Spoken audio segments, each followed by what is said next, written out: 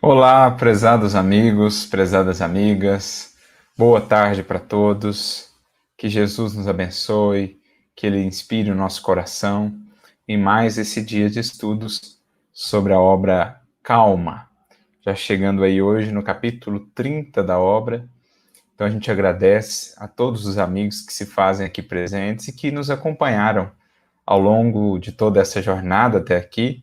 Temos ainda, para além do capítulo de hoje, 2 capítulos, mas já avançamos bastante na obra e esperamos, sinceramente, que algumas sementinhas que possam ter colhido nessas reflexões venham a contribuir na construção de mais calma, de mais serenidade no coração de cada um de vocês.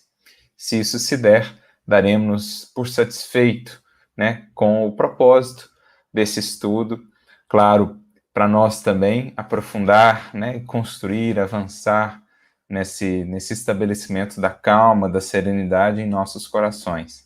Então sejam aí muito bem-vindos, pessoal que já está aqui, o De Jesus aqui lá de Maryland, a Rosemary lá de Sorocaba, o Márcio de Paracatu, o Tavinho, a Patrícia Demarco, a Dorinha Bertolani de Bauru, o Wilson Lopes de Campinas, a Beatriz Falhas, o Tiago Pacheco, lá de Curitiba, a Ana Lúcia Gouveia, lá de Teresópolis, ou Ecovila Santa Branca, Teresópolis de Goiás, a Célia Machado, lá de Maringá, a Emiliana Corratso, lá de Campo Grande, Mato Grosso do Sul, a Jane e o Aimoré, lá de São Pedro da Aldeia, no Rio de Janeiro, a Alexandra de Jundiaí, o Ronaldo, lá de Osasco, a todos esses corações, muitos deles aqui, que têm estado conosco desde o primeiro capítulo, o nosso abraço caloroso, o nosso abraço fraterno. E hoje nós vamos, então, como disse, para o capítulo 30 da obra, cujo título é Abençoa e Segue. Muito bonita essa síntese que Emmanuel nos propõe, porque é preciso recorramos a essas duas palavrinhas sempre em nossa vida, em nossa jornada aqui pela experiência material, que é em si mesma marcada por tanta impermanência, por tanta transitoriedade, é preciso nunca nos apegarmos, é preciso nunca nos prendermos, é preciso sempre avançar. Nas palavras do apóstolo Paulo, prossigo para o alvo. Ou Santo Agostinho, no Evangelho segundo o Espiritismo, quando nos diz que não avançar é recuar. Esses dias mesmo fizemos uma reflexão no Congresso da FESP sobre a lei do progresso e vamos vendo que tudo ao nosso redor está sujeito a uma lei de progresso. E aqueles que perdemos esse bonde da vida por nos apegarmos, por esquecermos da importância desse seguir, nós vamos mantendo-nos, digamos assim, estagnados e vamos vendo tudo ao nosso redor progredir. Por isso, Santo Agostinho coloca, não avançar é recuar. Não no sentido de que o espírito ele venha retrogradar, retroceder. Isso não ocorre. O que o espírito já conquistou é conquista sua. Acontece que ele está inserido num meio. E se esse meio, como um todo, progride e ele não progride, é como, pensando aí em termos bem da física, lá do colegial, o conceito de velocidade relativa. Se alguém está olhando esse indivíduo de um carro, por exemplo, em movimento, um indivíduo que ficou parado em uma calçada, em um determinado ponto da via, o indivíduo que está no carro, partindo considerando ali a origem onde ele está no carro, ele vai ver esse indivíduo que está parado sempre se afastando dele. É o que acontece, é o que Santo Agostinho está dizendo, não avançar é recuar. Do ponto de vista do planeta Terra, que está evoluindo, da humanidade terrestre, os espíritos renitentes, especialmente aqueles muito renitentes, eles vão sendo vistos, digamos assim, cada vez mais longe por aqueles que estão progredindo. É o que acontece, por exemplo, no caso desses exílios, quando espíritos são realocados a outros planetas, porque não conseguiram acompanhar a evolução daquele planeta. Por quê? Se cristalizaram. Há séculos, há várias encarnações, não tem conseguido avançar, não tem conseguido deixar aquele ponto onde estacionaram, seja por um ódio, por um vício, por uma paixão, mas o mundo está progredindo e chega um ponto em que não mais se harmoniza, né, a sua vivência ali naquele mundo. Até para o seu próprio benefício, ele precisa de um mundo que está na faixa de buscas, de processos educativos mais necessários para ele. Então, é muito importante a gente estar atento a esse verbo aqui, seguir, progredir, avançar. Tudo na criação divina está avançando, está progredindo. Vida é movimento, vida é realização. Tudo aquilo que fica estagnado, tudo aquilo que estaciona está, entre aspas, morto na criação. Basta analisarmos, por exemplo, a água parada e a água em movimento. A própria expressão do Evangelho, água viva, ela era designativa da água em movimento, da água corrente, porque ela é água saudável, é água repleta de oxigênio, é a água que realmente nutre e mantém a vida. Ao passo que a água parada geralmente é berço de enfermidade, né, de lodo, de sujeira.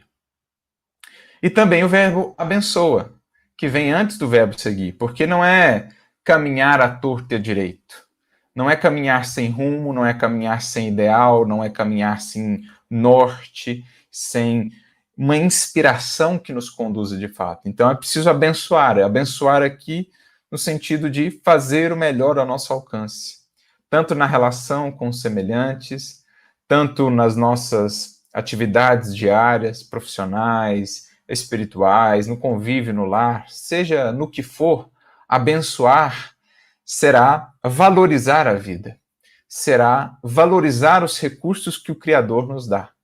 É multiplicar os talentos, como nós vemos lá na parábola dos talentos. Esse é o que abençoa a vida, é o que coloca os recursos da vida em multiplicação, em movimento, dinamiza a sua existência e por isso contribui também com outras existências. Então é aquele que permite o fluxo da vida a partir dele próprio, do seu coração, ele está acompanhando isso, fazendo o seu melhor. Então ele abençoa e justamente por abençoar, por fazer o melhor, por servir, por amar, por perdoar, é que ele se encontra livre para seguir. Porque aquele que não abençoa, aquele que não busca o bem, aquele que não, né, interioriza o bem, o amor e exterioriza isso na sua prática diária, por mais que ele se movimente no mundo, pode fazer muita coisa no mundo, mas ele está preso.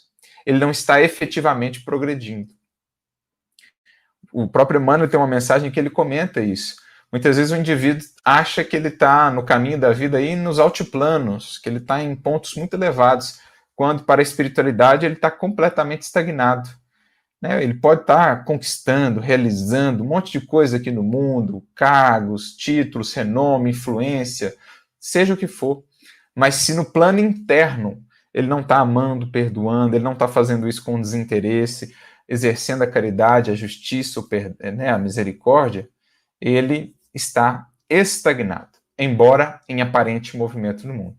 Por outro lado, nós vamos ver pessoas que, no plano exterior, ela está ali, sempre naquela vidinha dela, de singeleza, de simplicidade, no seu trabalho ali, que não são aqueles trabalhos destacados do mundo, mas ela exerce com honestidade, tem ali o seu ganha-pão digno, convive ali com a sua família, ou seja, ela não tem um alcance muito grande, né, em termos de expressões exteriores na vida, mas está mais avançando às vezes, porque no plano interno ela está sublimando sentimentos, ela está conquistando valores imortais.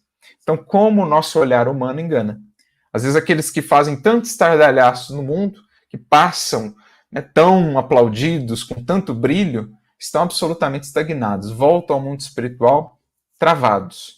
Ao passo que aqueles que passam na obscuridade do mundo são aqueles que mais seguiram, que mais avançaram, porque não é uma questão de jornada exterior. É uma questão, sobretudo, de jornada íntima. Quanto o indivíduo está seguindo dentro dele mesmo, porque essa é a jornada do Evangelho. O próprio Gamaliel falou isso para Paulo, depois que Paulo se converte, o busca lá em Palmira. Gamaliel diz assim para ele: a jornada do Evangelho, né, ao adaptarmos ao Evangelho, Paulo, é descobrir um novo país cuja grandeza se perde no infinito de nossa alma.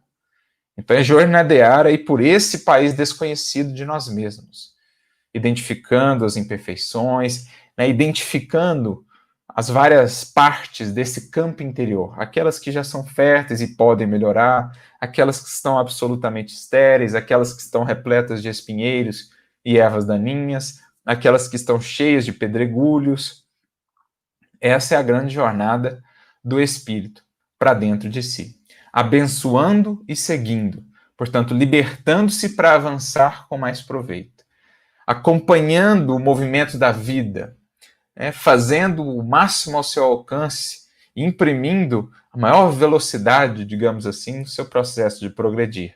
Essa é a evolução consciente. Está lá, questão 117 de O Livro dos Espíritos. Kardec pergunta se depende do espírito progredir mais ou menos rapidamente. E os espíritos, então, respondem a Kardec e a todos nós, dizendo que sim, depende da nossa submissão à vontade divina e do desejo que temos de progredir. Então, a nossa vontade e a nossa fidelidade são as duas alavancas essenciais que definem a velocidade com que progredimos. E, portanto, o quanto de felicidade vamos construindo em nós.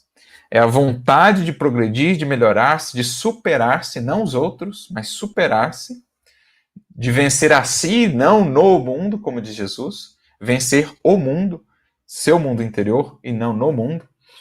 E, então, a vontade e fidelidade, né? A nossa submissão às leis divinas, a nossa harmonização no plano mais simples das nossas realizações a esses paradigmas da lei divina. Lei, né, de amor, lei de justiça, amor e caridade. Eis aí as grandes chaves do nosso progredir. Aí Emmanuel vai dizer o seguinte para nós: sofres, talvez, muito mais pelos outros que por ti mesmo. Então, isso aqui é importante, que a gente está falando aqui de progresso. Nós estamos falando aqui dessa impermanência da vida, nós estamos falando aqui de autonomia, de libertação interior do indivíduo para que ele possa seguir progredindo. O que acontece muitas vezes, no entanto, é que o indivíduo ele acaba se prendendo ao modo de ser dos outros e fazendo disso um impeditivo para que ele progrida. Então, uma pessoa que lhe é cara, por exemplo, que não tem qualquer busca espiritual, que não quer avançar, não quer progredir e tal, a pessoa, por uma incompreensão do que seja amar propriamente, ela converte o amor numa algema. E aí ela deixa de avançar porque aquele outro não quer avançar. Isso não significa dizer que nós devemos nos afastar das pessoas que nos são caras, né, que devemos deixá-las de lado. Não, nós temos deveres sagrados, especialmente no caso dos familiares, da família. Mas nós precisamos aprender o que é renunciar. E há aqui uma mensagem muito bela do Emmanuel, que está no livro Caminho, Verdade e Vida, vou até ler aqui um trechinho dela, capítulo 154, chamada justamente Renunciar, em que ele vai ensinar para nós o que é isso. A gente não pode ter na falha dos outros, na dureza dos outros, na preguiça dos outros, justificativos para nós não fazermos as nossas melhorias. Né? Que seria, por exemplo, de Lívia, se ela utilizasse como desculpa, como excusa, o fato de Publio Lentulus não compreendê-la, não querer seguir Jesus, o que seria, né, dela se ela não tivesse feito essa caminhada? Manteve-se ali ao lado dele, mas como falávamos, é uma caminhada interior. Então ela seguiu avançando, ela seguiu progredindo, apesar dele não compreender, dele não buscar. Mais tarde ele o faria. Joana de Cusa, a mesma coisa. Quinto Varro, a mesma coisa. A esposa não o compreendia. E assim tantos outros exemplos. Então, a gente não pode atrelar excessivamente essa nossa busca, esse nosso estado de consciência tranquila, de harmonia interior, às escolhas dos outros, porque eles são livres, são espíritos livres, com autonomia. O amor deve existir sempre. Faça ele isso ou ele não faça. O amor deve existir sempre, porque o amor é libertador. Ele não nos pede que fiquemos ali amarrados àquele indivíduo, né, imitando ou abonando os seus comportamentos para expressar o amor. Não. Os espíritos que verdadeiramente amam, eles seguem progredindo, seguem fazendo o que lhes cabe, testemunhando, sendo fiéis, porque compreendem que então terão mais recursos, inclusive, para amparar aqueles outros que não progridem. Então, diante daqueles que relutam em progredir, sejam pessoas queridas, próximas, sejam outras, né, desconhecidas, quantas vezes a gente não recorre a isso para mantermos como estamos? Ah, todo mundo faz assim, ah, mas o fulano lá, todo mundo da firma faz assim. Não importa o que todo mundo está fazendo, o que importa é o que você está fazendo. Como Jesus disse para Pedro, o que te importa a ti? Segue-me tu. Então, nós não podemos fazer com que a nossa jornada com Jesus, de melhoria, aperfeiçoamento diários, dependam das atitudes dos outros, porque senão nós não progrediríamos nunca. Porque sempre alguém não vai agir como esperávamos, sempre alguém não vai agir como o Evangelho orienta. A gente vai conviver no mundo de expiação e provas a todo momento com essas incoerências humanas. Sejam de pessoas mais próximas, sejam de pessoas mais distantes ou desconhecidas mesmo, nós temos que estar conscientes daquilo que nos cabe. Porque a gente já tem muitas raízes aí de sofrimento por lidar dentro de nós mesmos. O que acontece é que muitas vezes a gente multiplica e cria ainda mais sofrimento por causa das escolhas dos outros, que estão fora do meu alcance. Por isso os estoicos, por exemplo, né, se a gente lembrar um Epiteto e outros, né, estoicos, eles falavam muito isso, que o segredo da felicidade está em não fazê-la depender daquilo que não está sob o nosso controle. A felicidade real, profunda, ela é perene por quê? Porque ela brota no espírito que já compreendeu que só depende dele. Ah, o outro não foi compreensivo, o outro não correspondeu, o outro não foi grato, o outro fez isso, fez aquilo. O que importa é o que eu fiz para o outro. Ah, eu ajudei ele tanto, mas ele não. Não importa. Você se alimenta do que você fez, do que você ajudou, do amor que você deu. Esse era o segredo da felicidade aí para os estoicos. E se a gente pensar o Espiritismo, o Evangelho também vão nos ensinar isso. A felicidade é inerente à condição do ser. Quando na questão 967 se pergunta lá qual é a felicidade, né, dos bons espíritos, do que ela é constituída, e eles responderão, os espíritos, do conhecimento que têm, né, o conhecimento das coisas que já possuem, o bem que fazem e o amor que sentem. Percebam, esses são os três elementos. Eu estou simplificando, a resposta é maior, mas basicamente são esses três, né? O fato de não terem vícios, já tá, o conhecimento que já possuem, o bem que fazem e o amor que sentem. Ou seja, independe das escolhas de outros, das circunstâncias. Por isso é uma felicidade perene. Por isso é uma felicidade duradoura. Então não é ser frio, ser indiferente, é ser compreensivo. É fazer o que lhe cabe, abençoar o outro em suas escolhas, em seu caminho e seguir adiante. Nós não o amaremos menos por isso, em respeitando as suas escolhas, ainda que equivocadas, ainda que não concordemos, mas ele é um espírito livre, filho de Deus. Então é o que Emmanuel vai dizer no capítulo 154, Renunciar, livro Caminho, Verdade e Vida. Olha o que ele diz. Deixa eu ver o trechinho aqui. Primeiro ele fala, né, que não é como muita gente entende, eu vou abandonar os meus deveres com a família, vou largar tudo, vou viver distante para servir a Jesus. Não é essa a ideia. É, sobretudo, um libertar-se interiormente, convertendo um amor ainda misturado com egoísmo, que era algema, convertendo isso em um laço, que é o amor renúncio, o amor puro, o amor libertador. Um laço que não se destrói, mas que também não escraviza, não cativa. Aí ele diz aqui, observemos, portanto, o que representa renunciar por amor ao Cristo. É perder as esperanças da terra conquistando as do céu. Ou seja, ele não vai melhorar agora, pode ser que não melhore agora, que benção se melhorar agora, mas eu não vou fazer depender o meu trabalho com Jesus, a minha alegria em Cristo, a minha consciência tranquila da escolha dele. Se ele não entender agora, não se renovar agora, nós temos a eternidade, nós estaremos caminhando juntos. Os corações que se amam jamais estarão plenamente apartados um do outro na criação. Se os pais são incompreensíveis, prossegue ele, se a companheira é ingrata, se os irmãos parecem cruéis, é preciso renunciar à alegria de tê-los melhores ou perfeitos. Olha aqui. Renunciar à alegria de tê-los melhores ou perfeitos, unindo-nos ainda mais a eles todos, a fim de trabalhar no aperfeiçoamento com Jesus. Então eu renuncio a essa pretensão, a essa expectativa de melhorá-lo agora. Eu deixo de sofrer tanto por isso. Eu renuncio, esperando na eternidade, quando ele despertar, e sigo fazendo o meu papel. Né?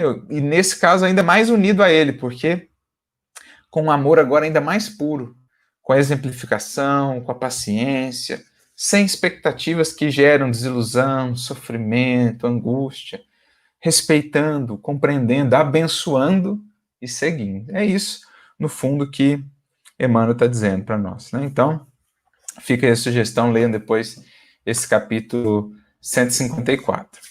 Então, sofres, talvez, muito mais pelos outros que por ti mesmo. Então, a gente tem que ter esse cuidado de não criar essas expectativas, esses anseios, essas ansiedades quanto a mudanças muito rápidas do outro, exigências que a gente tem nas nossas relações, porque aí a gente remove uma série de fontes de aflição, de angústia. A gente passa a fazer depender a nossa felicidade daquilo que está ao nosso alcance fazer. Isso ocorre especialmente quando te reconheces no plano físico, na condição da criatura engajada nos embates constantes da luz que dissipe as trevas ou do bem que extinga o mal.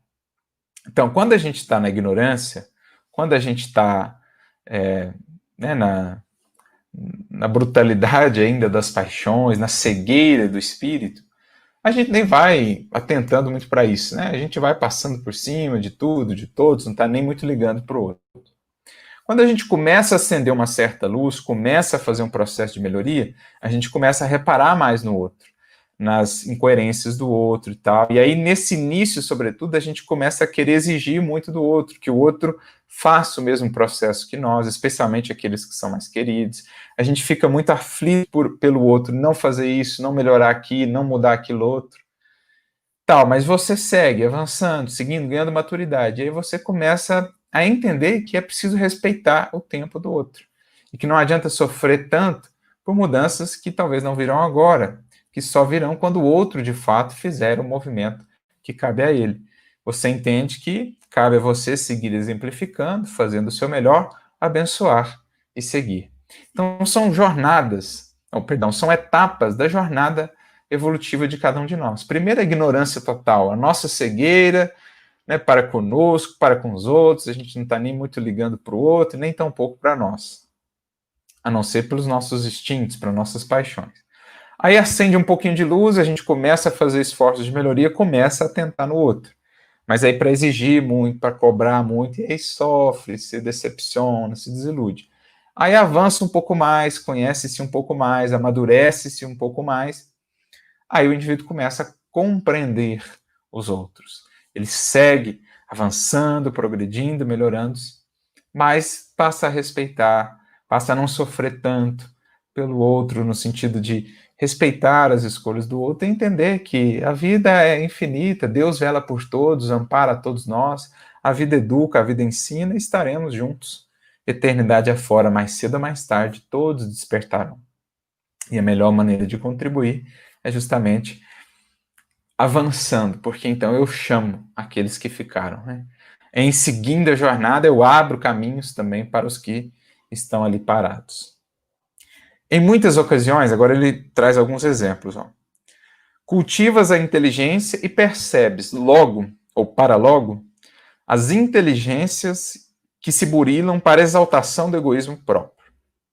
Então você está lá, estudando, né, se esforçando e tal, seja fazendo um curso, melhorando-se profissionalmente, seja estudando a doutrina espírita, as obras básicas e tal, você está lá nesse esforço de aprimoramento da inteligência, e aí você vê ao seu redor alguns indivíduos que burilaram tanto a inteligência, mas para usar para fins mesquinhos, interesses menos dignos. É um indivíduo lá na empresa que fez um monte de curso de preparação, que tem toda uma cultura, mas que não tem qualquer moralidade, usa aquilo apenas para expressão do egoísmo, É um indivíduo que estuda um monte da doutrina espírita, mas na convivência diária não aplica nada, é a pura contradição de tudo aquilo que tem estudado.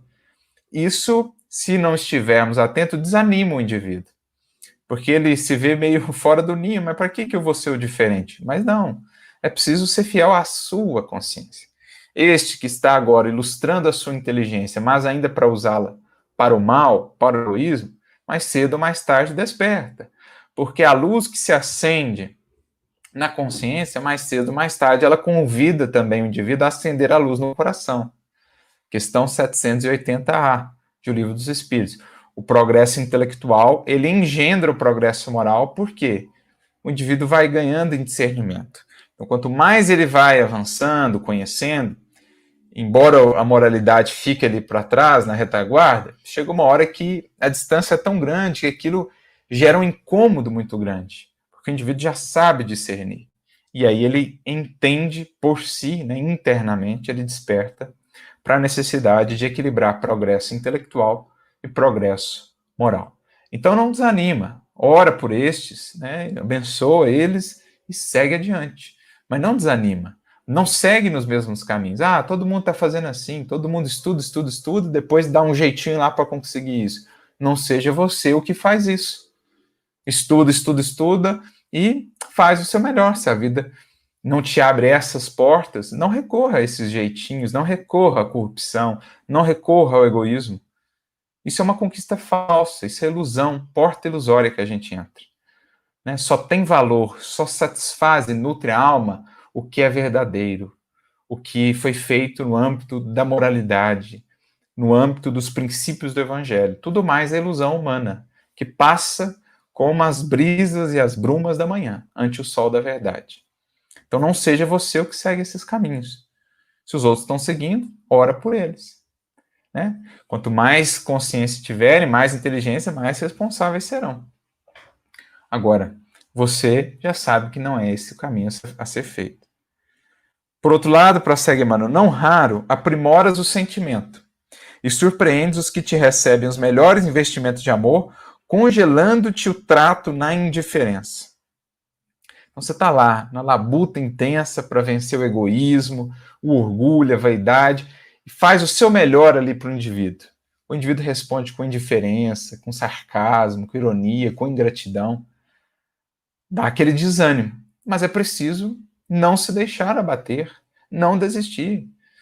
Né? Sofre ele, que ainda não consegue sentir a pureza, a beleza de um sentimento como a gratidão, a alegria do amor, do servir, da amizade sincera. É ele que é o sofredor, não você que sofreu ingratidão. Você deu o seu melhor, você já consegue fazer algo por desinteresse, por amar. Isso que deve ser o seu prêmio, não a retribuição dele. Pelo contrário, para com ele compaixão, porque ainda está nessa dureza, nessa frieza da indiferença, da ingratidão. Então não se deixe desanimar. Segue adiante, amando ainda mais, porque é isso que depura o nosso amor. São esses testes da ingratidão, da indiferença, que realmente aferem a pureza do nosso amor. O quanto é um amor desinteressado. O quanto já conseguimos nos libertar aí do egoísmo. É isso que vai aferindo o nosso amor. Está lá, questões 937, 938 do Livro dos Espíritos.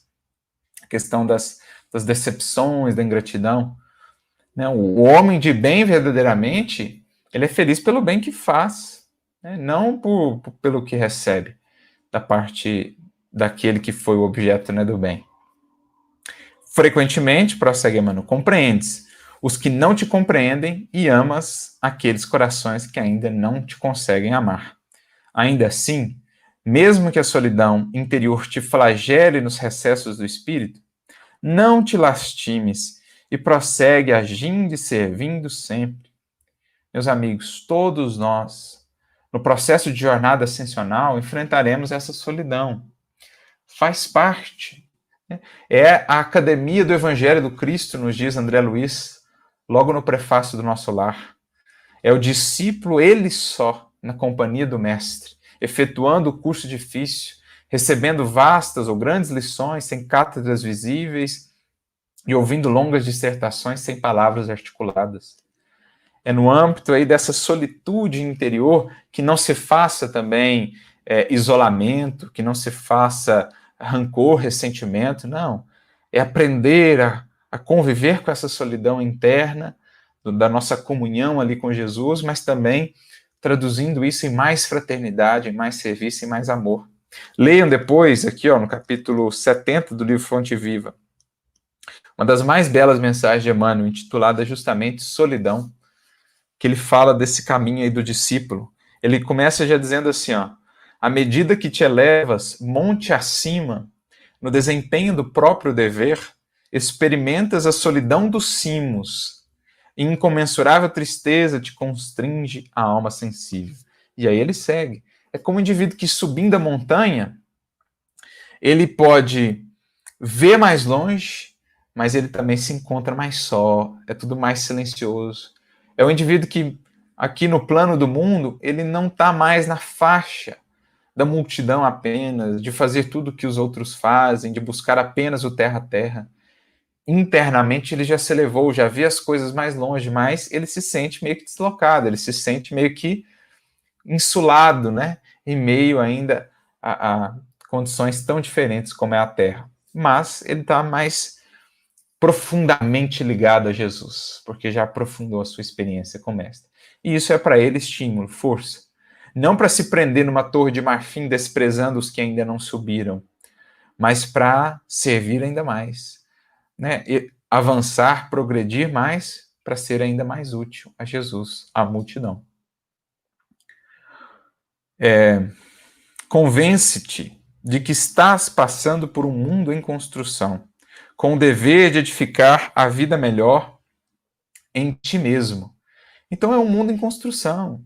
E não deveremos esperar a obra acabada no mundo para iniciar a nossa. A regeneração do mundo, ela parte de nós. O todo jamais estará pronto, concluído, sem o aperfeiçoamento da unidade. Nós somos unidades nesse processo. Unidades vivas e conscientes, como nos diz Emmanuel. Então é preciso que a gente comece desde já a fazer essa nossa melhor versão, para contribuirmos com esse mundo em construção, né, a partir da vida melhor edificada em nós mesmos.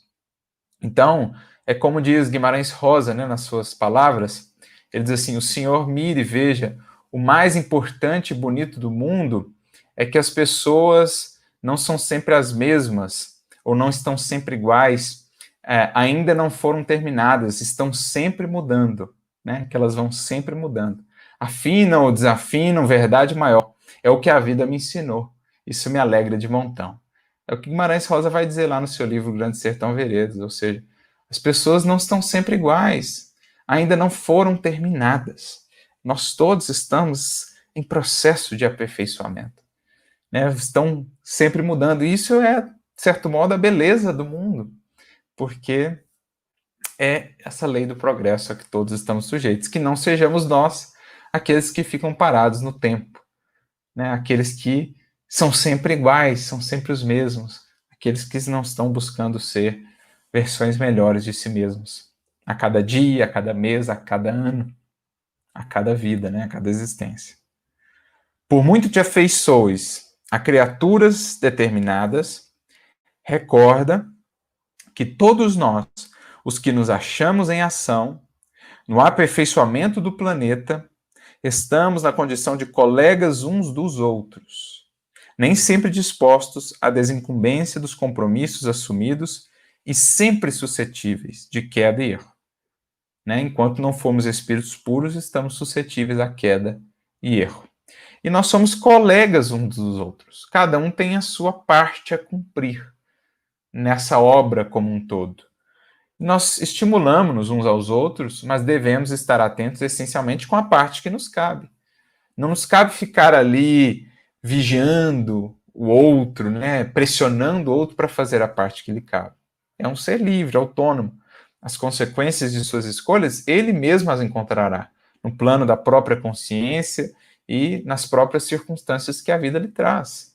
Compete estarmos atentos à parte que nos cabe, não nos perdermos tanto nessa análise, né, nessa contemplação das atitudes, das obras dos outros, porque então a gente acaba se esquecendo da nossa. Né? Quem está fazendo o que lhe cabe não tem nem tempo nem energia suficientes para ficar vigiando, para ficar pressionando todos os demais. Não, ele está fazendo a parte que sabe, lhe cabe, e com isso ele está estimulando os outros colegas, né, os corações ao seu redor, a fazerem a parte que lhes cabe também.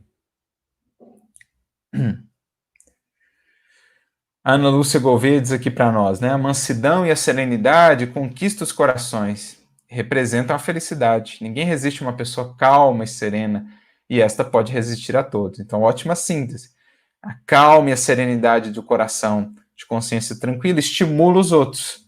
E ele não se torna também influenciável pelas revoltas, pela estagnação, pelo egoísmo do outro. Ele segue fiel à sua própria consciência, né? A Patrícia Demarco colocou aqui para nós também um trecho do livro Libertação. A vida é patrimônio de todos, mas a direção pertence a cada um. Então é isso. A vida é patrimônio de todos, como Emmanuel acabou de nos dizer aqui, ó, nós somos colegas uns dos outros, né, na vida aqui, nessa obra de aperfeiçoamento do planeta. Agora, a direção, as escolhas, a velocidade de progresso, isso é de cada um. Aí ele prossegue, a cada um segundo as suas obras, aqui disse a Sinara para nós, exatamente. Impraticável carregar conosco os que voluntariamente se marginalizam na negação. Então não dá para eu carregar o outro no processo evolutivo. Né? A Matilde, por exemplo, com o filho dela, Gregório, no livro Libertação, que a Patrícia citou aqui para nós, ela guardava há séculos, por uma brecha ali, para então poder atuar com o seu amor, com o seu carinho e estimular o Gregório a despertar, porque o movimento cabia a ele. Ela seguiu progredindo, sem deixar de amá-lo. Estava sempre buscando ali a ocasião para ampará-lo. No momento devido, ela atuou, ele despertou para iniciar uma longa jornada de amadurecimento. Mesma coisa a Lívia, com Públio Lentulus. Né? Nós temos o caso lá do livro Entre a Terra e o Céu, da irmã Clara, que esperava 22 séculos por seres amados. 22 séculos esperando, amigos. Antes de Jesus vir à Terra, ela já estava aguardando por esses corações. Então não dá para carregar aquele que se cristalizou. Dá para seguir amando sempre, abençoando, vibrando, orando, para que, quando ele despertar, ele possa encontrar mãos estendidas e recursos para avançar. Né? Uma coisa, a Arlita pergunta aqui, mesmo no caso dos filhos, uma coisa são os filhos pequenos, sob a tutela dos pais, que têm esse dever de orientar, de definir e tudo mais, quando ainda não tem autonomia. Outra coisa é o filho já crescido, já de posse da sua autonomia, consciente, espírito livre que é. Os pais aconselham, os pais estão sempre ali presentes, né? São um porto seguro, mas precisam também dar a autonomia ao filho para suas escolhas. Porque, às vezes, acontece, muitos pais ficam tentando sufocar o filho, com isso nem o auxiliam, pelo contrário, às vezes geram mais resistência, ou tornam ainda mais refratário a qualquer conselho, a qualquer apoio, porque se sente sufocado. Né? É um patrimônio fundamental do espírito, a liberdade, o livre-arbítrio. E a escolha disso, porque é daí que nasce a evolução. Ninguém progride carregado, ninguém progride, ninguém evolui coagido. Não. Foi dada a base? Foi. A exemplificação está sendo dada, ele sabe que pode contar com o pai, com a mãe? Beleza. Deixemos ele caminhar, fazer as suas escolhas. Né? Não julguemos quando voltar arrependido, estendamos a mão, amparemos, mas não sufoquemos também. No caso do filho que já tem aí autonomia para suas escolhas. Seres queridos, muitas vezes, assumem atitude positivamente contrária a tudo aquilo de melhor que esperávamos deles. Acabamos de falar aqui agora, né? Temos os que se anestesiam na inutilidade e no supérfluo, esquecidos de que os recursos materiais são empréstimos da divina providência para a execução das tarefas que lhes cabe realizar. Então vão ter aqueles que vão se cristalizar na inutilidade e no supérfluo. Então, como a gente vê isso, né, no mundo de hoje? Assim, né, você vê Instagram, essas redes, parece que é um culto do supérfluo, é um culto né, só de uma vida só de prazeres, só de facilidades, só de viagens. né? E isso muitas vezes é o invejado, é o que é idolatrado. Quando as vidas laboriosas, as vidas de entrega, de renúncia, são lançadas ao plano da obscuridade, por um mundo que cultua ainda mais o que brilha aos olhos do que o que brilha ao coração, como está no Evangelho segundo o Espiritismo. Quando a gente vai dar mais valor àquilo que toca o coração do que aquilo que brilha aos olhos.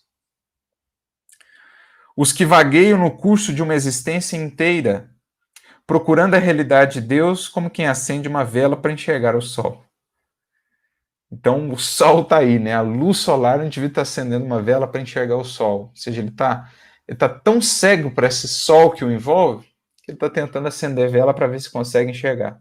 Por quê? Seja por ignorância cultivada, seja por interesses, né? Ou por orgulho, ele pesquisa, pesquisa, pesquisa, mas não consegue encontrar Deus. Por quê? Muitas vezes porque não abriu o campo do sentimento, porque está apenas no âmbito da intelectualidade, porque ainda está naquele orgulho, né? Deus é que tem que se mostrar para mim, não é eu que tenho que me colocar humilde perante Ele, né? Quantos céticos não são assim? Quantas inteligências grandiosas estudam a natureza, a perfeição das leis, não conseguem ver Deus? Por quê? Estão apenas no plano do raciocínio, não abriram o sentimento, não se colocaram com humildade perante a vida, porque então sentiriam a grandeza do divino que os envolve sempre como o sol a todos nós. Os que desertam da fé, receando responsabilidades e encargos. Ah, não, esse trem, né? Esse negócio de espiritismo, de evangelho, dá trabalho demais, é difícil demais, eu vou voltar para minha vida de antes mesmo, eu ficava quietinho em casa, não tinha que preocupar com isso, não tinha problema aí com o espírito, não tinha, né, dificuldade com obsessão, não tinha dificuldade com perseguição, com compreensão, trabalho, desafio, esse negócio de mudança interior, consciência pesada, isso está com nada, né? Eu vou largar a mão disso, vou voltar para aquela vida de sempre. Não está lá aquela figura muito simbólica do Êxodo? Moisés tira o povo do Egito, que é um símbolo da escravidão à matéria, Egito, Mitzrayim, estreiteza, limitação no hebraico. Então ele tira o povo, eles estão caminhando no deserto, e eles começam a reclamar com Moisés. Ah, por que você nos trouxe aqui para esse deserto, passando fome aqui? Lá pelo menos a gente tinha pão e carne. Ou seja, preferiam estar escravos, mas com as sensações atendidas, do que se esforçarem na jornada de libertação. Esse é o grande símbolo ali dessa passagem. É o que acontece conosco. Preferimos ficar escravos das nossas paixões, mas com o imediato, com a satisfação imediata atendida, do que fazer a jornada de disciplina pelo nosso deserto em busca da verdadeira liberdade. É o que acontece conosco. A gente foge dos compromissos da fé, receando as responsabilidades e encargos que a fé sincera nos apresenta, de melhoria de nós mesmos, de coerência na vida. A gente foge disso achando que está fugindo dos problemas para cair em problemas maiores, que é o problema da nossa estagnação, que é o problema da ilusão. E aqueles outros que não se harmonizam com a disciplina, entregando-se facilmente à rebeldia e à dispersão, que acham que disciplina é prisão, quando, como dizia o Chico, a disciplina não são as grades, pelo contrário, é a chave da porta. O indivíduo acha que ser livre é viver como bem entender, fazer o que quer, na hora que quer, quando, como quiser, sem pensar na consciência, sem pensar nos outros, sem pensar nas consequências. Então ele não é livre, ele acha que é livre, porque não há liberdade fora, longe da disciplina, da fidelidade à nossa consciência. Há apenas uma liberdade falsa. Não pares na estrada a percorrer, com o propósito de disputar-lhes apoio e entendimento. Então, por mais queridos que sejam esses corações, eu não posso deixar de seguir avançando, me melhorando, progredindo, para compactuar com as posturas deles, para conquistar o apoio deles. Não, eu preciso seguir, ainda que não me compreendam, ainda que isso os desgoste. Não vou abandonar os compromissos, jamais o amor se findará, mas eu não posso, a pretexto de agradá-los, deixar de me transformar. Foi a difícil escolha ali no caso de Paulo, né, com relação ao seu pai. Só que o seu pai impôs uma condição, olha, ou ele ou eu. E aí Paulo realmente não teve escolha, né? Seguiu ali o Cristo. Claro que se fosse possível, ele queria conciliar o Cristo com o Pai, e propôs isso, mas o pai foi irredutível.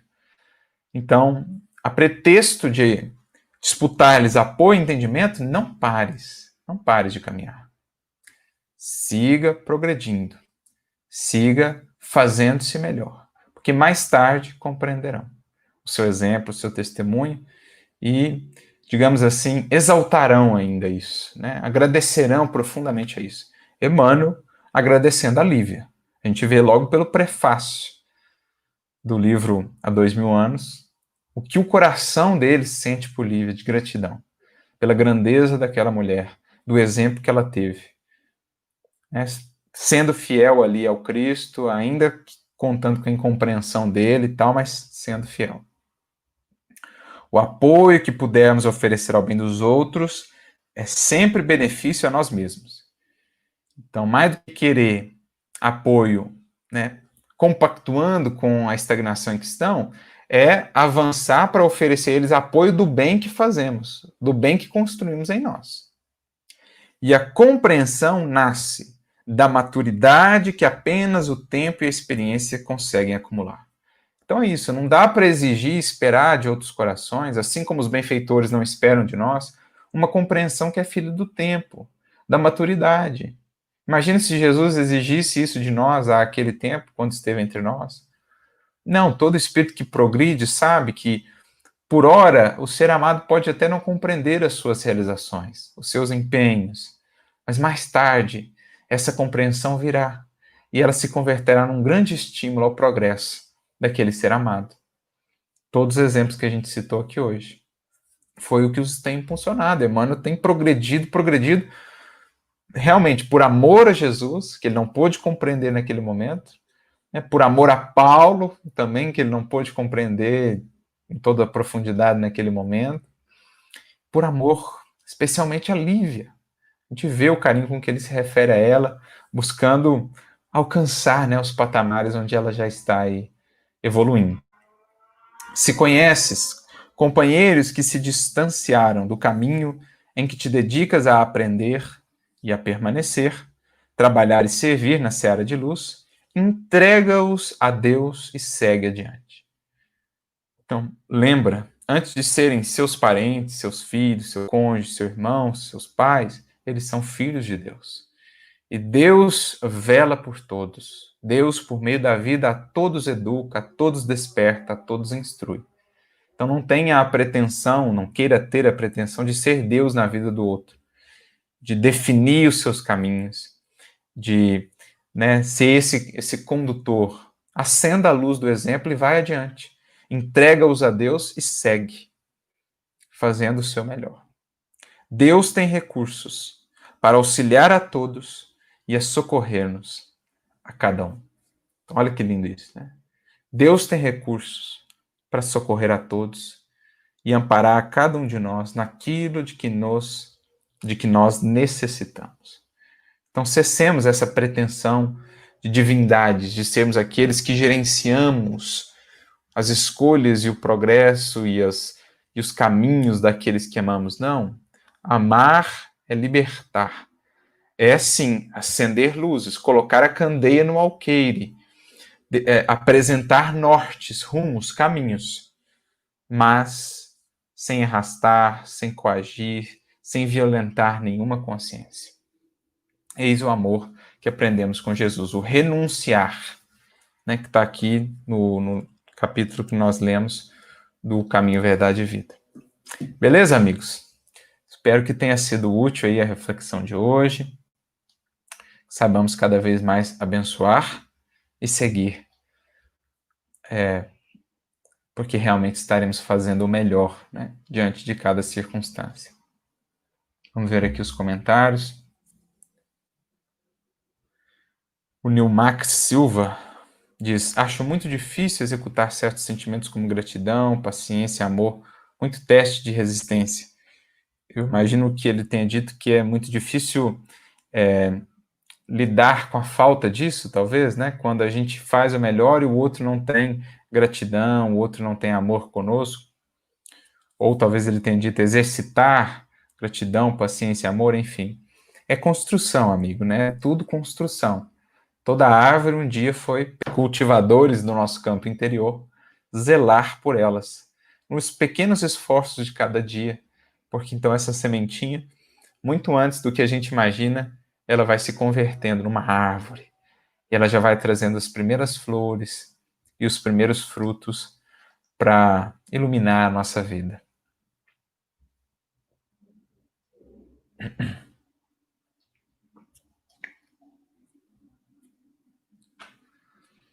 A Patrícia aqui disse, né, uma frase lá do Evangelho de João, a respeito de Jesus, que a luz brilhou nas trevas e as trevas não a compreenderam. E ela acrescenta tudo a seu tempo e cada um com o seu despertar. Exatamente, Pati.